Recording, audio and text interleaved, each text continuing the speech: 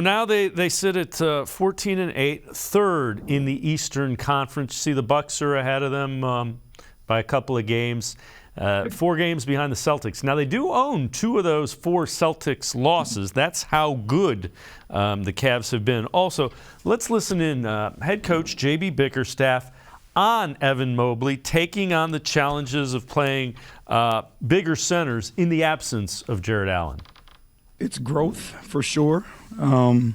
I think if you think back to last year, what he did when he played at that spot, I think he was really good then. I think he's a really good basketball player, no matter what position you put him at. But he's a competitor. And I think sometimes, his calm demeanor can fool us.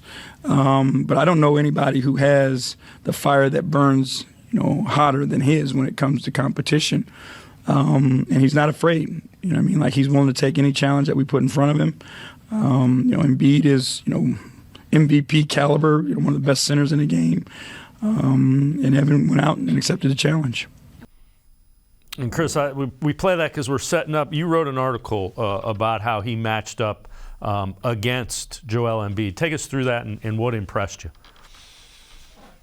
Well, that's not the matchup that's supposed to be favorable for Evan. So we can start there. He's 6'11", he's 215 pounds. Embiid is a 7-foot monster, 280 pounds. He's more seasoned, he's experienced more, he's got more tools in his toolkit at this stage of his career.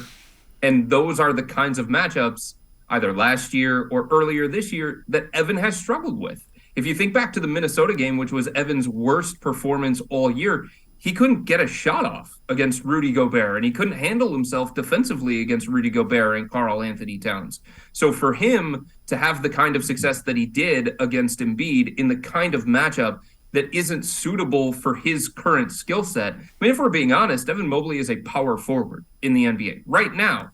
Maybe in the future, he's going to be a full-time center, and that's something that the Cavs will have to figure out. But right now, the way that he's built, the way that he plays, he's not a center. Joel Embiid is a center, the most dominant center in the entire NBA. And for Evan to limit Embiid to 2 of 6 shooting in their head-to-head matchups while guarding Embiid, give him 0 post-ups, and hold him, along with the Cavs defense, to 19 points, his second lowest point total all year, and his second worst shooting percentage all year. I thought that was a big, big step, because greatness is doing it over and over and over again. Greatness is sometimes doing it in situations where you're supposed to be uncomfortable. So for him to look as comfortable as he did at both ends of the floor last night against a player like Embiid, who has many, many advantages over him, it just goes to show, Dave, that there are very few things, even as a 21-year-old kid, there are very few things that Evan Mobley can't do.